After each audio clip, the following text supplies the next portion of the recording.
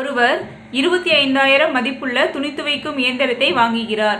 அவர் முதலில் 5,000 ரூபாய் செலுத்தி பின் மீதமுள்ள தொகை, ஃபர்ஸ்ட் 5,000 ரூபாய் செலுத்திட்டாங்கன்னா மீதி எவ்வளோ இருக்கும்? 25,000 மைனஸ் 5,000 20,000 ரூபாய்.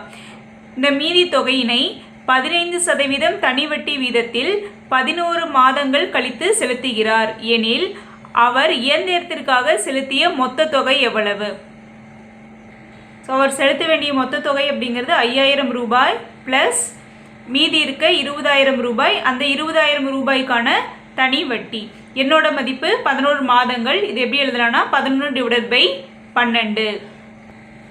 தனி வட்டிக்கான ஃபார்முலா PNR/100. Pயோட மதிப்பு